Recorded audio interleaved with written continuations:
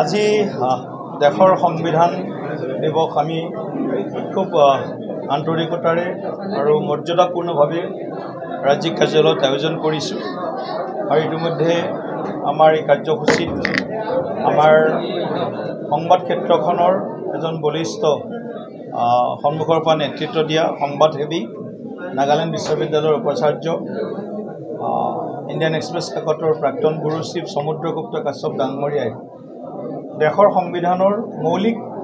যি বিষয় এই বিষয়সমূহৰ ওপৰত নাগৰিকৰ কৰ্তব্য অধিকাৰ সন্দৰ্ভত সুন্দৰকৈ তেখেতে বক্তব্য ৰাখিছে। আজি আমি দেশৰ সংবিধানৰ প্ৰতি পুনৰ এবাৰ আনুগত্য স্বীকাৰ কৰি আমাৰ যি গণতন্ত্ৰৰ আত্মা আমাৰ সংবিধান এই সংবিধানৰ প্ৰতি দায়বদ্ধতাৰে আৰু লেণ্ড অফ দি ল যিটো কোৱা হৈছে আমাৰ নিজৰ আইনখন নিজৰ সংবিধানখনৰ যিটো লেটাৰ এণ্ড স্পিৰিট সেই লেটাৰ এণ্ড স্পিৰিটক আমি শিৰোধাৰ্য কৰি আমি আগবাঢ়ি যাম। সংবিধানত উল্লেখিত নাগৰিকৰ বিশেষ যি কৰ্তব্য সেই কৰ্তব্যসমূহকো আমি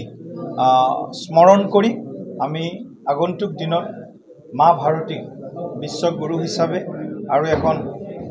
বিকশিত ৰাষ্ট্ৰ হিচাপে গঢ়ি তোলাৰ বাবে আজি পুনৰ এবাৰ সংকল্প গ্ৰহণ কৰিছোঁ আৰু কংগ্ৰেছকে ধৰি বিভিন্ন ৰাজনৈতিক দলে নিজৰ স্বাৰ্থৰ বাবে কেইবাবাৰো যি দেশৰ সংবিধানখন সংশোধন কৰিছে এতিয়ালৈকে 106 বাৰ দেশৰ সংবিধান সংশোধন হৈছে আৰু তাৰ ভিতৰত কেইবাবাৰো কংগ্ৰেছে বিশেষকৈ 42nd এমেণ্ডমেণ্ট 42তম সংশোধনীৰ জৰিয়তে কংগ্ৰেছ দলে দেশৰ সংবিধানৰ প্ৰিয়ামলত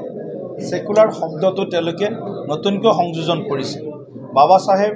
ডক্টৰ ভীমৰাও আম্বেদকৰ ডাঙৰীয়াৰ জৰিয়তে প্ৰণয়ন হোৱা বা আমাৰ গোপীনাথ বৰদলৈ ডাঙৰীয়াৰ পৰা আৰম্ভ কৰি 299জন সংবিধান সভাৰ সদস্যই প্ৰায় 2 বছৰ 11 মাহ 18 দিন তেওঁলোকে বিভিন্ন আলোচনাত বিলোচনা কৰি দেশৰ কাৰণে অনুকূল হোৱা গণতন্ত্ৰক শক্তিশালী কৰিব পৰা আৰু সকলোৰে অধিকাৰ সুনিশ্চিত কৰিব পৰা ন্যায় দিব পৰা এখন অত্যন্ত প্ৰসিদ্ধ এখন আজি বিশ্বৰ যিমান দেশ আছে তাৰ ভিতৰত প্ৰসিদ্ধ এখন সংবিধান আমাক উপহাৰ দি গৈছে। আমি সংবিধানখনৰ প্ৰতিটো দফা 44টা অধ্যায়ত সন্নিৱিষ্ট প্ৰতিটো দফা আমি আখৰে আখৰে পালন কৰি যাম বুলি আজি আকৌ এবাৰ সংকল্প প্ৰতিশ্ৰুতিবদ্ধ হৈছোঁ।